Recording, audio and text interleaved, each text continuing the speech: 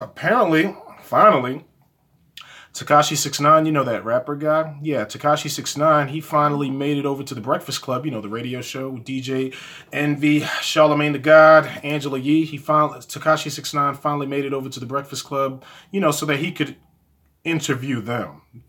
At some parts, it kind of seemed like he was interviewing them. But, you know, I felt like it was bound to happen, you know. It's like, that's why I say finally. I was like, eventually this guy's got to be on the Breakfast Club. It's like, because, you know, there's so many people that are familiar with him that want to hear what he's got to say, you know, whether they're familiar with his music and or fans of his and or they're just familiar with him because of his Instagram posts or whatever other videos or content that he uploads to the internet online. Because at first, I didn't know who the heck he was, but I just kept hearing so many people talking about it. And I'm just like, who is this guy? Who's this guy? You know what I'm saying? His hair, the crazy tattoos. Welcome to 2018. Welcome to the future. I don't care about that. That's his business. But I didn't know who this guy was. But me being me, I'm like, you know what? Well, I give everybody a chance. So I looked into his music. So I'm listening to his songs. His music's not the worst that I've ever heard. It really isn't. Is it the greatest?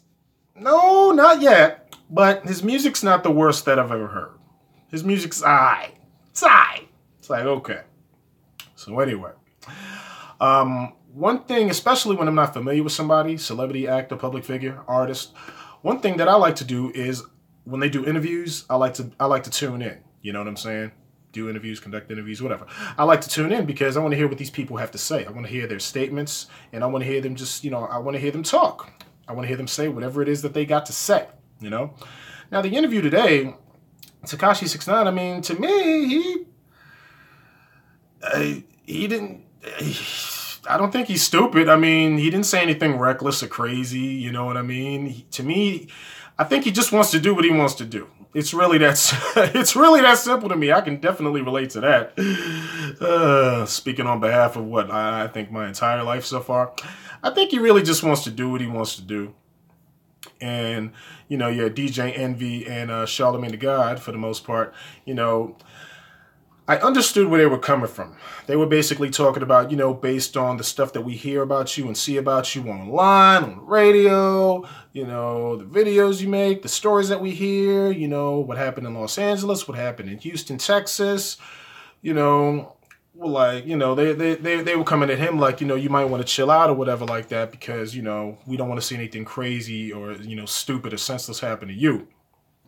I feel like with Tekashi69, he basically addressed all of those issues quite clearly. You know what I'm saying? I think I understood exactly what he was talking about throughout the entire interview. The interview's like an hour, which I figured it probably would be an hour because, you know, a lot of people have been looking forward to this. A lot of people have been waiting for this, you know. To me, I feel like I understood exactly what he was talking about on the Breakfast Club today. You know, he wasn't talking crazy. He wasn't talking reckless. His explanations were very clear. His motivation. Confident? I think he's definitely confident. He says he's humble, which I could actually believe that too. But, you know, he sounded like a new artist, you know, a relatively new artist. It's like, you know, I know exactly what I'm trying to do. I know exactly what I'm doing. He was speaking about, you know, some good charitable work that he does. And I guess he's from Brooklyn, New York, you know, which I like Brooklyn. I was thinking about moving to Brooklyn, New York once upon a time. And maybe one day, I don't know, West Brooklyn. But, you know, he was talking about that, like he was talking some good stuff, you know, and I feel like when you're interviewing somebody or you're having a conversation with somebody and you feel that you don't understand some things that they are saying or some things about them in general, the best thing that you can do, the best thing that you should do is your very best to understand them, what they are saying, what they are trying to say, where they are coming from. I think that's the most important thing. I don't think I had a problem understanding Tekashi at all. I was like, okay, you good with me, you know? Because I seen another interview that he did recently, and I was like, all right, that interview was cool. That was a little more personable, but this interview, it was cool. I mean, he was cool. And I think he was basically, you know, he kept saying the same things again and again. He kept saying the same things. No, I'm not saying like he was repeating himself, but I'm saying that to say that like he was basically saying, this is why I do things the way that I do them, because he was like, when I first started as an artist, you know, a year later, I realized that, you know, what I was doing, what I've been doing up to this point as an artist has been working, you know. So he was like, you know, I should continue to do that since I've enjoyed some success from doing that. He was saying some really good stuff, and he was talking about how, like, a year later, I realized I've been doing things the right way, and a year later, so many more people are telling me, oh, no, actually, you're doing things the wrong way. I can understand that. I can definitely understand that as a human being. So, what else was he talking about? He was talking about a few things. There were some things that he was mentioning that I did not know about him, but to me, hey, life happens to everybody. To me, it wasn't that serious. It's just, it's human. It's human. You know what I mean? And all of his explanations were really cool, and to me, very easy to understand. There were some points I felt at some points of the interview, it did kind of seem like Charlemagne was going in on him, but I don't even look at it like that. To me, it wasn't even that serious, yo. It wasn't even that serious. I think Charlemagne was just trying to get his point across. Envy was trying to say what he said, and I don't think Tekashi, like I said, I don't think he's stupid. I don't think he wasn't understanding what they were saying. I think he was just trying to let them know, look, I'm doing this my way right now, and that's it. But it's not like when he was saying, you know, I'm doing what I want to do. I'm doing things the way that I want to do it. This is how we roll, and me and my team. I don't think he was saying it to say like, well, I'm going to live crazy. I'm going to live reckless. I'm going to be stupid. You know, he explained the situation at South by Southwest, you know, when Jay Prince Jr. and, you know, that whole mob, you know, went on stage. He explained that. He was talking about, you know, it was security down there that was lagging on him and his crew, you know. So he said he made a very smart decision by not going on stage for that. Realistically, I can understand that. He explained what happened when, you know, the little fight that broke out, you know, at the airport in Los Angeles, California. You know, that sounded realistic. Like everything he said sounded very realistic.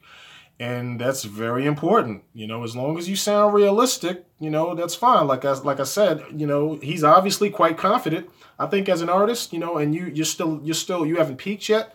You're still, you know, you're still doing what you do. You're still solidifying yourself. You know, I think you should be confident. He calls himself the King of New York. At first, when I heard him say that, I was just like, all right. I'm not talking about today. I'm just talking about in general. I was just like, all right, you the King of New York, cool. But see, I don't have a problem with that. 'Cause whatever. All right, cool. You the King of New York, you know. There's been tons of people that have said they kings or queens or something, you know, and if you buy into it, if you rock with them, if you relate to it, if you want to give them that, you can do that. Otherwise, you could be like, you ain't the king and or queen of crap, kid. I don't have a problem with him talking about claiming he's the King of New York. You know, he was saying some real stuff. He was stating some facts, you know. Like I said, him and Charlemagne, I think there were some points where it seemed like, you know, maybe Charlemagne wasn't understanding, or maybe DJ Envy or Charlemagne for the most part wasn't understanding, you know, why he was so insistent on going about things the way that he has decided thus far to go about them, with his career, with his approach to the public, his video uploads, his Instagram posts, you know, social media, you know, posts, whatever the case may be, you know. And like I said, I think it's very important to try to if you don't understand or jump, you know, continue to conversate with somebody if you're interested to that degree, to do your best to understand what they are talking about. I have no problems with what Tekashi69 was talking about today. I like this interview a lot better than his first one. I feel like it's something. Do I think the Breakfast Club? When I say the Breakfast Club, I mean pretty much all of them. Do I think DJ Envy or Charlemagne the God, you know, made themselves look stupid today? No, not at all. Not at all. I think, you know, I can relate to what Tekashi69 was talking about. I think he just wants to do what he wants to do, and so he realizes, or his team realizes, that, look, this just may not be working. We may want to switch up the approach. And that's just smart. That's just good observation skills. That's just a good, productive, effective thought process. You know what I'm saying? If something's not working, get it out of here. Or, you know, you got to remix it, or, you know, change coaches, something. I don't know. You know what I'm saying? Take it to the shop if it's an automobile. But if it's working well, you know, how upset can you be at the dude, you know? I mean, he doesn't sound stupid. He doesn't sound crazy. He just sounds like he's doing what he wants to do, and that's that. And I have no problems with any of the statements that he was making today. Decent interview. I'm glad that he did that.